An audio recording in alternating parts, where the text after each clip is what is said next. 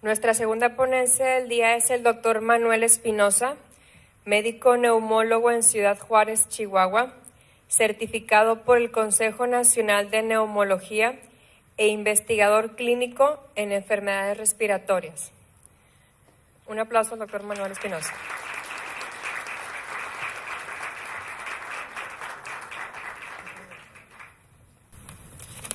Bueno, buenos días. Pues primero, muchísimas gracias al señor Elizalde, su esposa, por la invitación. Yo vengo de Ciudad Juárez. El motivo por el que vengo, bueno, pues el objetivo es estudiar el cannabis, ¿no? Pero yo como investigador clínico en enfermedad respiratoria, es mi obligación estudiar pues qué es lo que sucede con la principal forma de consumo. La principal forma de consumo a nivel mundial pues es la inhalada en humo, ¿no? Entonces, este es el principal motivo por el cual un médico debe conocer cuáles son los efectos del humo en la vía respiratoria. También, bueno, pues tiene muchísimo tabú poner imágenes así en una presentación. Pues si estuviera mi mamá me aventaría un zapato, pero sinceramente el humo es el que nos interesa a nosotros. Yo también como médico neumólogo sé que el cannabis tiene usos clínicos, o sea, no nada más es humo y recreativo. Recientemente el mes, bueno, pues sí, todavía el mes pasado, yo fui la quinta persona que metió un permiso para el uso lúdico de la marihuana, y el motivo por el que lo metí es porque así lo abrió la Suprema Corte. O sea, si hubiera abierto la Suprema Corte el uso medicinal, ahí estuviera mi permiso, ¿me explico? Entonces, si se abrió de esa forma, tenemos que hacer debate. Fue un compañero, un amigo que es científico social, y un servidor, investigador clínico, fuimos los que hicimos lo del permiso. Fue muy sonado, no hubo ningún problema, ¿verdad? Pero bueno, la siguiente, por favor. El principal contexto es, pues, yo estudio el tabaco. Yo soy neumólogo y estudio qué es lo que sucede tanto con el consumo del tabaco, con las enfermedades asociadas. A nivel mundial, el tabaquismo se empezó a asociar con enfermedad pulmonar y sistémica a principios de la década de los años 50 del siglo pasado. Se asoció muchísimo su relación con enfermedad, y a la fecha pues está demostrado el cáncer de pulmón. Otra es el alcohol. El alcohol, bueno, pues ustedes recuerdan, en Estados Unidos el siglo pasado era una sustancia ilegal a principios del siglo pasado.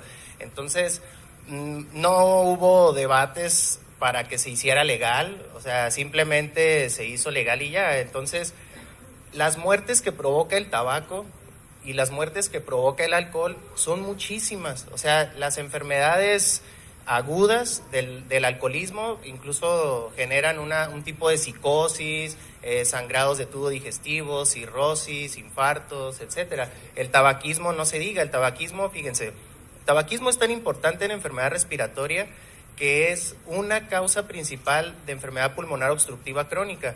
Es también conocida como un factor de riesgo para cáncer de pulmón. El cáncer de pulmón es la primer causa de muerte por cáncer en el mundo. Entonces, el tabaquismo es una de los factores de riesgo. Podríamos decirlo que es la causa, pero en cáncer pues solamente existen los factores de riesgo. En el caso de la marihuana, es el consumo, más del 95% de las personas que consumen marihuana es mediante el humo. Entonces, es ilegal. Es la droga ilegal más consumida a nivel mundial, y les repito, más del 95% la ingieren en la vía inhalada. Y en México la literatura, hay quienes están a favor y hay quienes están en contra. Si ustedes ponen en internet y buscan artículos médicos, más de la mitad está con un sesgo importante del escritor. Por ejemplo, dice, el fumar marihuana puede generar una bronquitis aguda. Esto es algo muy grave. Pues sí es algo delicado, pero no es algo tan grave. Lo malo es que como es ilegal, el mercado lo tiene pues el narcotráfico. En Chihuahua o en el norte del país, el narcotráfico y las muertes asociadas a marihuana, la gran mortalidad es por el narcotráfico. Entonces, es la sustancia ilegal más consumida a nivel mundial, se fuma principalmente, pero no se sabe qué pasa con los consumidores. Entonces, la siguiente, por favor. El humo yo como médico neumólogo es lo que yo tengo que estudiar. El humo genera inflamación en la vía respiratoria, genera cambios celulares que a largo plazo nos dan riesgo de que el mismo pulmón se destruya o haya crecimientos anormales y de tumores. Y cuando ya se desata un tumor a nivel de la vía aérea, pues es de los más mortales que existen. Comento el humo, ¿por qué? Pues porque el humo del tabaco, bueno, ya se los comenté, es de las principales causas de mortalidad en el mundo.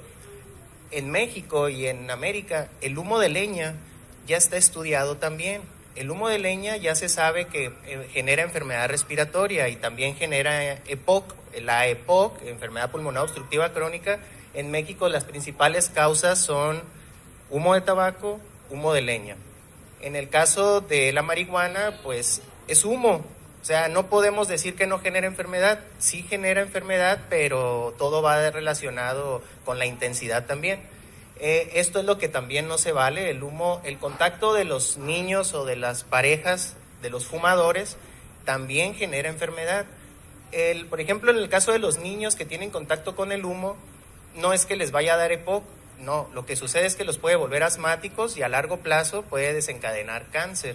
El que le llaman fumador pasivo, si ustedes conocen a alguien que fume, pues lo ideal sería que le dijeran que no fumara, pero ustedes aléjense. ¿Por qué? Porque no les va a dar bronquitis, no, les va a dar cáncer a los fumadores pasivos. Entonces, en ese contexto clínico, la siguiente por favor.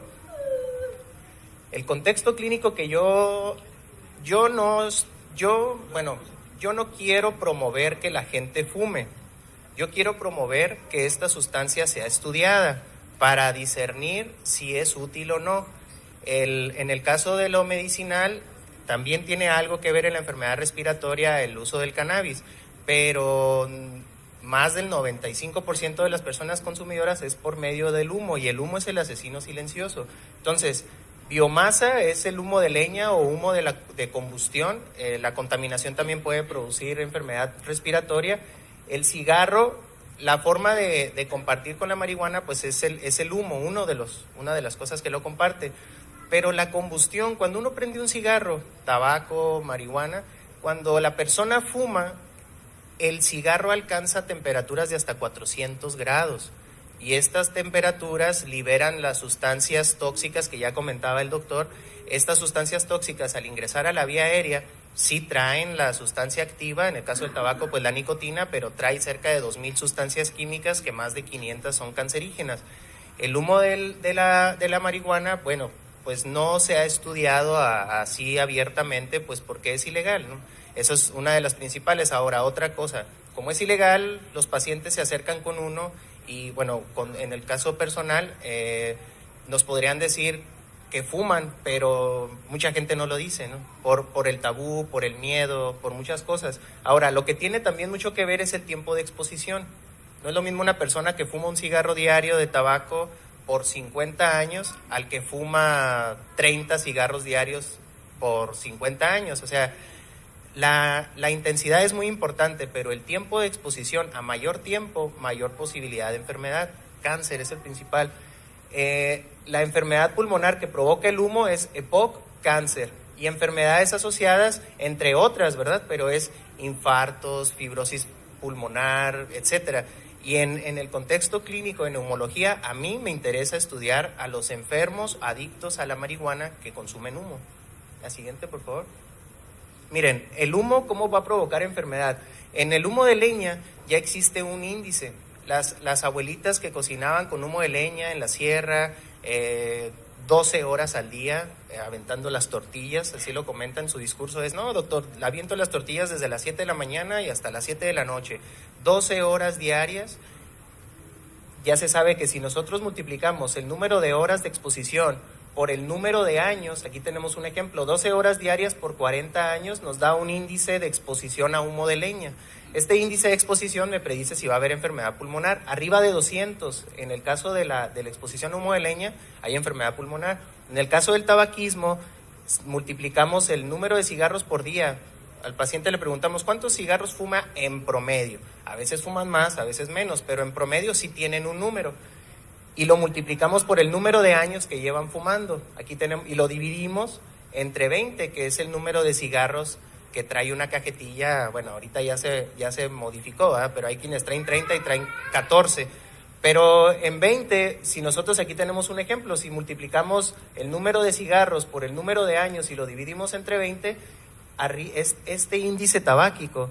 Aquí, cuando este índice tabáquico sale arriba de 10, se asocia con EPOC. Cuando sale arriba de 20, se asocia con cáncer, y cuando es arriba de 30 es en fibrosis pulmonar. Las tres son enfermedades pues muy devastadoras, son enfermedades progresivas, son enfermedades mortales, y esto ya está muy muy bien estudiado gracias a que pues está legal la sustancia del tabaco, está libre venta, bueno, a mayores de 18 años, y desde los años 50 del siglo pasado pues ya se venía estudiando la enfermedad pulmonar. La siguiente, por favor. En el caso de la marihuana, bueno, como ya comentaba el doctor, hay diferentes formas de consumo. El consumo del humo está descrito en la literatura que el humo es la forma más fácil de llegar al efecto deseado. O sea, ingerida vía oral sí se llega al efecto que la persona necesita, pero el fumado llega más rápido y es aparentemente más duradero. Hay quienes dicen que es de 2 a 4 horas el efecto, pero la combustión es el problema. Como neumólogo, la combustión aquí 400 grados, el papel, la sustancia como tal, no sabemos qué sustancias le ponen. Hay unas, cuando venden la marihuana a nivel del narcotráfico, los discursos es de que no se sabe qué tipo de marihuana le van a vender a la persona. En ocasiones ya vienen curada, le llaman curada o tratada, le ponen otra sustancia después de haberla cosechado para que aparente que siga estando fresca en el tiempo, pero esa sustancia no se sabe qué es. Hay quienes dicen que le echan Coca-Cola, hay quienes dicen que le echan cloro, no se sabe qué es. Entonces no podemos hacer estudios de investigación con personas que fumen porque no sabemos la procedencia de la sustancia, no sabemos en qué momento la cosecharon, porque hay un momento específico de la planta cuando queremos que traiga el cannabis en la mayor concentración. Entonces, hay vía oral, como ya lo comentamos, y también hay en ungüento, pues las abuelitas, ¿no? Bueno, en caso personal, una abuelita tenía en alcohol marihuana y se lo untaba en las rodillas y le quitaba el dolor. Eso ya se sabe de hace muchos años. La siguiente, por favor. Entonces, diferentes formas de consumo. Desde el punto de vista de humo, surgieron unas de que se pone la hierba, prenden el fuego y pasa a través del humo de agua, intentando limpiar, pero no, aparentemente incluso es más peligroso. Con medio de pipa, esta es otro que la juca famosa, que se utiliza para fumar diferentes tipos de sustancias, pero ninguna ha demostrado que disminuya el riesgo de enfermedad pulmonar. Hay una nueva que es con vapor, ahorita lo comento, pero pues mientras no esté abierto los estudios de investigación, no vamos a poder saber si hay enfermedad. Un ejemplo es, en África, el número de casos nuevos de pacientes con VIH es muy alta, hagan lo que hagan. Un ejemplo, 100 pacientes diarios de VIH se están infectando. Diario. Entonces, hay muchas controversias acerca de tratamientos. Entonces, un ejemplo de lo de la marihuana con los pacientes con VIH es que surgió una crema o un lubricante vaginal que se los estaban ofertando a las mujeres para utilizarlo. Esta crema tiene un antiviral, un antirretroviral. Entonces, el objetivo era disminuir la posibilidad de contagio de VIH. Entonces, lo empezaron a ofertar y se criticó mucho porque pues es como decirles, pues sí, ten relaciones, pero usa esto. Desde un punto de vista podemos pensar eso, pero desde el otro punto de vista, más investigación es, bueno, de todos modos van a tener relaciones. Entonces mejor les doy algo que pudiera disminuir, y sí ha disminuido la incidencia, es el número de casos nuevos de VIH. En el caso de la marihuana, no se puede decir que fumen, ¿no? Pero al menos poder tener un control de la hierba, que es lo que se le está otorgando a la persona que fuma. Y ya en el tiempo, la manera de obtener investigación clínica es estudiarlos en el tiempo. Ahorita le comentaba al doctor, ya hay fumadores, hay millones de fumadores en el mundo, independientemente de si es legal o no en su país. En México DF, más del 98% de las drogas es marihuana, la que se usa. Entonces, ¿qué hay que hacer? No podemos estudiarlo. ¿Le damos la siguiente, por favor? Miren, el humo de cannabis, hay muchas dudas al respecto, pero a final de cuentas hay combustión. El papel, pues es un papel que al quemarse va a ingresar a la vía aérea. También trae un pegamento, no sabemos el pegamento de cada papel de las personas que forjan un cigarrillo, todas esas sustancias van a salir directamente a la vía aérea. Comentan que el humo es parecido al del tabaco, pues sí, pues hay combustión, eso es claro. Que en el tabaco le pongan otros 1000 sustancias por cuestiones de procesamiento, para que dure más tiempo, se le suman a esta combustión. Comenta literaturas que dicen que tiene la mayor cantidad de alquitrán que el tabaco. El alquitrán es otra sustancia también dañina para el pulmón, bueno, para el organismo. También mencionan que tiene mayor cantidad de carcinógenos, pero eso no está demostrado. O sea, son literatura, lo hacen así abiertamente, dicen que es más cancerígeno y más que nada porque está muy satanizada la marihuana. O lo que obviamente sí tiene muchísima lógica es que a mayor tiempo de exposición, mayor es el riesgo de adquirir una enfermedad, llámese cáncer, fibrosis pulmonar, EPOC. Y lo malo de las personas que consumen cannabis, tienen riesgo de consumir otras sustancias, otras drogas. Es una puerta, como es ilegal, entonces las personas que venden drogas van a tener marihuana y van a tener cocaína, heroína, etcétera. Entonces ahí es el paso por el cual pudieran caer en otra adicción. La siguiente, por favor. Entonces, droga ilegal más consumida en México. Se sabe que en un reporte de adicciones incrementó la adicción de 1978 de 1.4% a un 8.5% al 2008. Otra que también comentan es que hay personas que tienen susceptibilidad genética a desarrollar esquizofrenia. Esos pacientes, si fuman marihuana a mayor cantidad, pueden debutar con el primer episodio de esquizofrenia. Sin embargo, no por eso ya tengamos que satanizarla y que ya no se estudie, ¿me explico? O sea, esto es una realidad. Yo ahorita en Juárez, en Ciudad Juárez, ha habido personas, gracias a que yo metí el permiso, muchísimos pacientes se acercaron conmigo y de hecho uno de esos pacientes fue el motivo por el que conocí al señor Elizalde.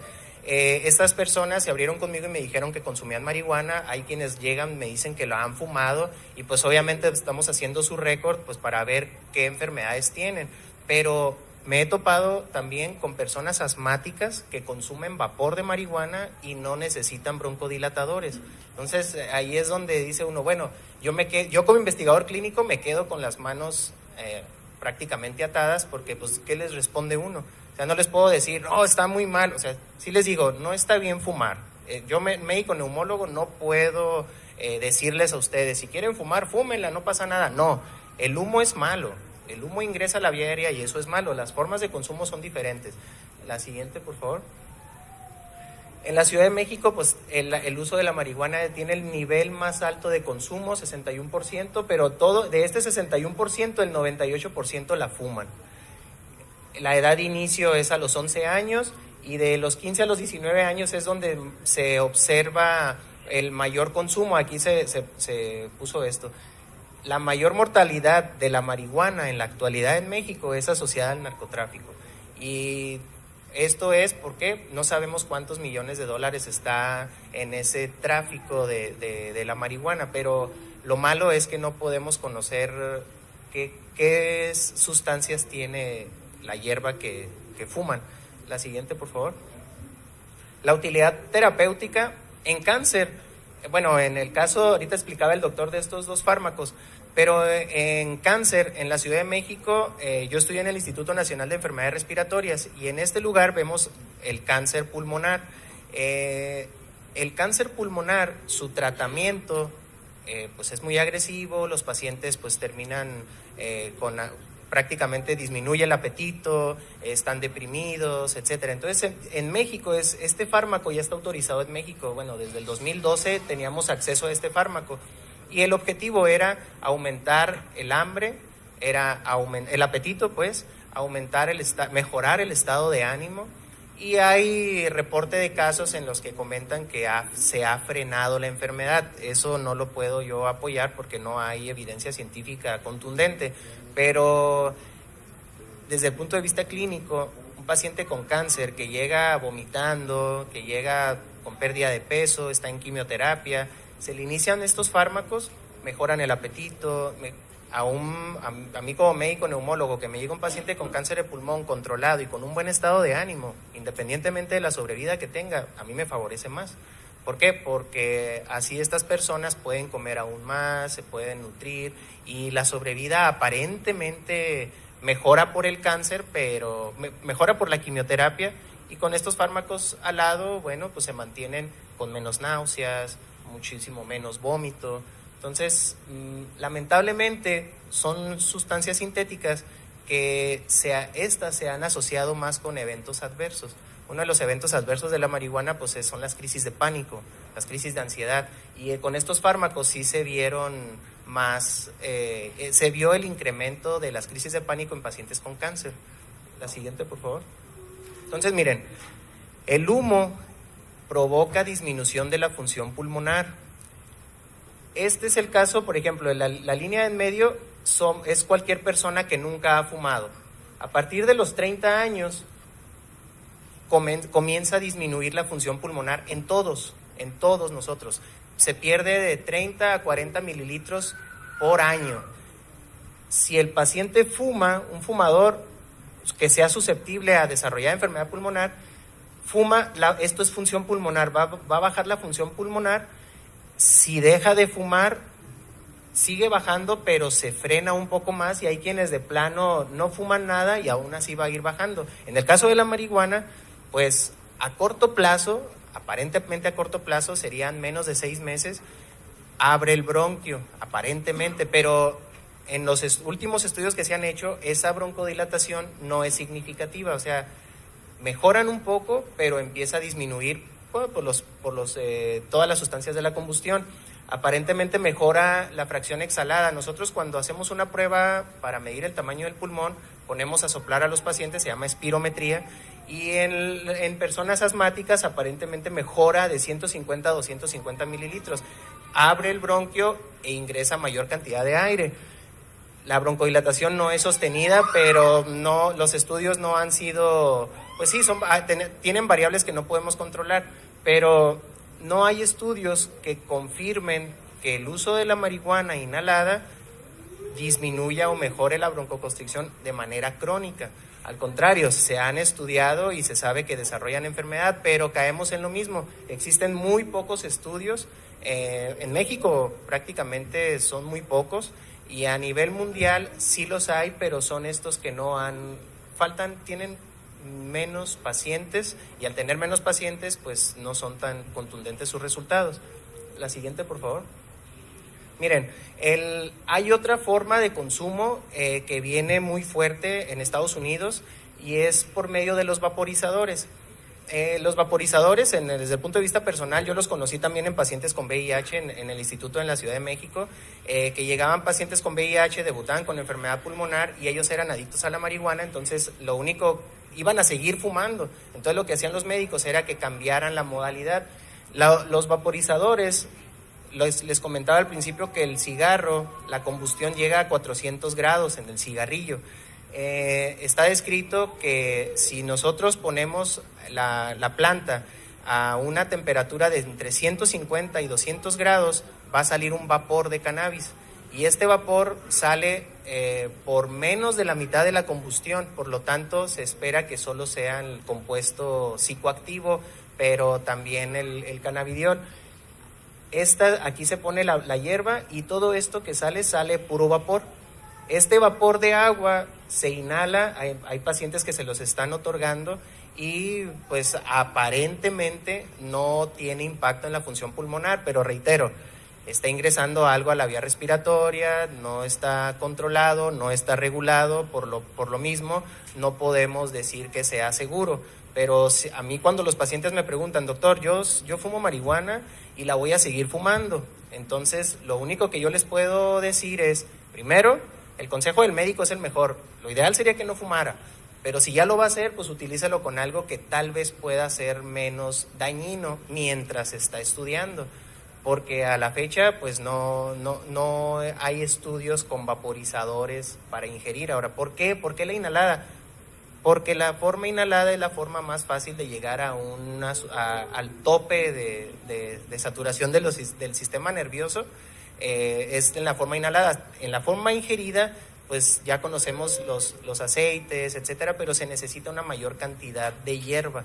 En cambio, un cigarrillo es menos. En el caso de los vaporizadores, pues bueno, en Estados Unidos se está usando, en Europa, pero pues, ¿qué pasa con ellos? Yo tengo esa inquietud y por eso quiero estudiar la marihuana. La siguiente, por favor. Miren, las variables que no se pueden controlar, me refiero a, cuando metí el permiso me cuestionaron mucho. Me dijeron, bueno, ¿por qué no empiezas a estudiarlo ya? Si ya hay fumadores. Bueno, pues tienen razón, pero no sé cuáles son aquí en México, cuáles son los controles de calidad para el cultivo. ¿Quién la cultiva? Si la cultiva un vecino, lo meten a la cárcel. ¿Quién la cultiva? El narcotráfico. Y el narcotráfico a veces está en condiciones, tienen que alterar para que crezca más rápido, no sabemos qué sustancias químicas utilizan, sustancias químicas para estimular el crecimiento y sustancias químicas como fertilizantes. Entonces no es del todo, o sea, no es inocuo el fumarlo. La cosecha. La marihuana tiene una característica, que cuando se va a cosechar tiene que ser en unos días en particular. ¿Por qué? Porque en esos días es cuando se alcanza la mayor concentración de THC. Si se corta antes, no va a haber beneficio, bueno, no va a haber efecto y la persona fuma más para adquirir el efecto deseado. Si se pasa, sucede lo mismo. Entonces, estas tres, al no poder conocer, yo no puedo decir a estos 100 pacientes les di marihuana, a estos 100 les di tabaco, pero a estos 100 no sé qué calidad de marihuana se les otorgó. Y así son los estudios, en el tabaquismo así fue. El porcentaje de marihuana, de THC que trae la hierba, también se puede modificar. En Estados Unidos ya se ha encontrado, y en Europa, un cigarrillo aquí en México aparentemente trae de 5 a 15% de THC. En Holanda se pueden encontrar hierbas que hasta trae cada cigarrillo un 30%. En México se consigue muy buena hierba, aparentemente, por eso es la que se lleva a Estados Unidos, pero no se conoce el porcentaje. Aquí en México no. Aquí hay muchos enfermos respiratorios y muchos fuman marihuana, pero no saben. Ellos dicen, no, es que fumé tabaco, pero no se sabe realmente. Y la calidad de la hierba debe de controlarse en personas que la consumen. Pero en este momento pues no es posible en México, estamos en pañales en ese sentido. La siguiente, por favor. Entonces, miren, a manera de conclusión, no hay estudios suficientes que apoyen el uso en los fumadores. Por lo tanto, se necesitan ensayos clínicos para otorgar, se pueden hacer varios grupos. Por ejemplo, pues personas que solo fumen marihuana. Otro grupo, personas que fumen marihuana y tabaco. Solo que fumen tabaco y tal vez las otras formas de consumo, y seguirlos en el tiempo. Los ensayos clínicos controlados pues son doble ciego, en ocasiones otorgar otra sustancia para que piensen que están fumando algo, no sé, y de esta forma los ensayos clínicos otorgan una información muy válida, muy importante cuando los estudios clínicos están bien hechos. Entonces, en México no hay estudios. La función pulmonar debe disminuir con el uso de humo por cannabis. Disminuye sola la función pulmonar. Si aquí ustedes nunca han fumado y tienen más de 30 años, sus pulmones meten menos aire que hace 20 años, por así decirlo. Entonces, la función pulmonar hay que estudiarla en los pacientes que fuman. Ya hay adictos, yo quiero estudiar los adictos. Su asociación con EPOC, todos los adictos dicen, no me pasa nada, doctor, no, yo tengo 10 años fumando, ok. Pues es válido, no le ha pasado nada hasta ahorita, pero ¿qué pasa en el tiempo? Cuando tenga más de 40 años, 50 años, si desarrollan EPOC o no. ¿Qué pasa con el cáncer? El cannabis se usa para ayudar al tratamiento del cáncer, para que no tengan tantos síntomas, pero el cannabis como productor de cáncer en el organismo, no existe estudios contundentes que lo demuestren. Entonces, el que ahora en México vaya a ver, bueno, existan estos debates, eso es algo muy bueno, porque culturalmente lo necesitamos y como sociedad. ¿Por qué? Porque yo creo que todos han conocido a alguien que fume marihuana y no sé, ellos defienden que no les pasa nada, pero sí hay grandes interrogatorios de saber si es o no perjudicial al pulmón. La siguiente, por favor. El tabaco es legal y cuántas enfermedades provoca. El alcohol es legal y cuántas enfermedades provoca. La marihuana es ilegal y no se sabe qué enfermedades provoca, pero es la más consumida. Entonces sí es una justificación para conocer cuáles son los efectos benéficos, pero sobre todo en cuanto a función pulmonar, cuáles son los riesgos. Ahora bien, no porque el alcohol es legal, todos aquí estamos embriagados. No porque el cigarro es legal, todos fumamos. Si se vuelve legal la marihuana, créanme que hay estudios que mencionan que tal vez el número de casos nuevos de fumadores tal vez no va a cambiar. Se puede regular su consumo, se puede regular, eso es claro, pero es una sustancia que se podría comparar también incluso con el café. Hay personas que viven con el café, diario toman café. Yo llegué a tomar café y no es malo porque es legal. Pero ¿se han preguntado todos los daños que pueda provocar el café? En cáncer, se sabe que si una persona toma café recién hecho de la cafetera, más de 5 a 8 tazas de café puede evitar el cáncer. Pero si ustedes toman un café de una cafetera que se hizo el día de ayer el café, al día de hoy ese café provoca más cáncer. Entonces eso sí es muy importante para que tengamos más la mente abierta sobre los estudios ahora. Tantos beneficios que se le han encontrado a la marihuana y al tabaco no tiene un solo beneficio y sigue siendo legal. Entonces, sus diferentes formas de consumo y el fumar, eso es lo que nosotros tenemos que estudiar.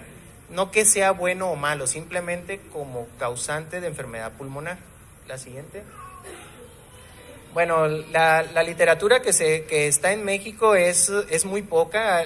En el 2013, el doctor Rogelio Pérez Padilla, médico neumólogo reconocido del instituto, realizó una revisión y en esta revisión fue donde se documentó que hay información muy opuesta, que dicen que sí es bueno, por ejemplo, en enfermedad como asma, y dicen que es tan malo como para provocar cáncer fumado. Ya vía oral, yo creo que eso es un muy buen campo para que se empiece a utilizar en pacientes y que se han visto resultados a la fecha. La siguiente.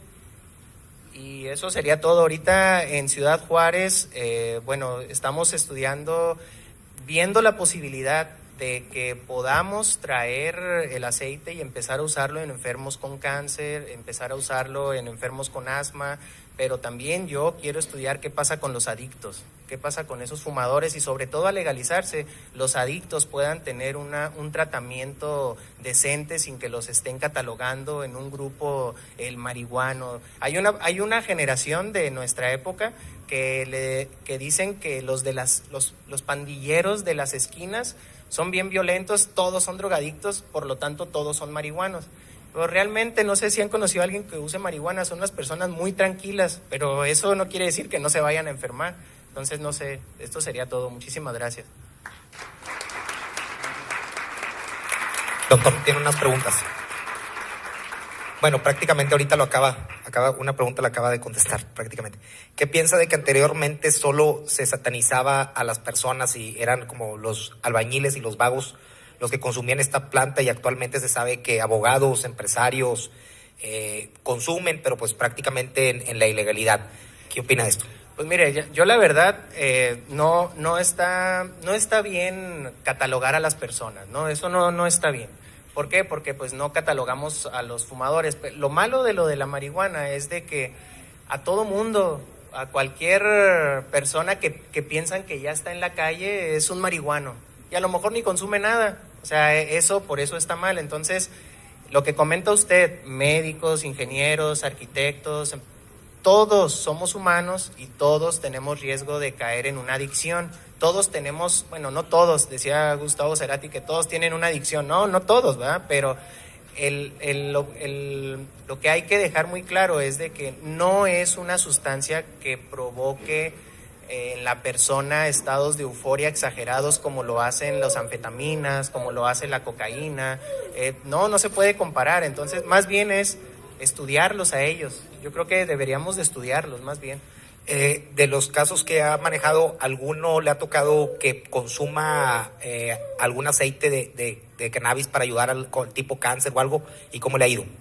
Sí tengo, bueno, son casos anecdóticos, pero tengo 3 pacientes en la actualidad en Ciudad Juárez que tienen cáncer. Uno de ellos tiene cáncer de pulmón y se atendió a tiempo. El cáncer de pulmón ya es una enfermedad crónica y este paciente utiliza aceite de cannabis. Aparte de estar bien anímicamente, su enfermedad está estable. No podemos decir que la marihuana es la que la tiene estable, no. Eso es su tratamiento de quimioterapia.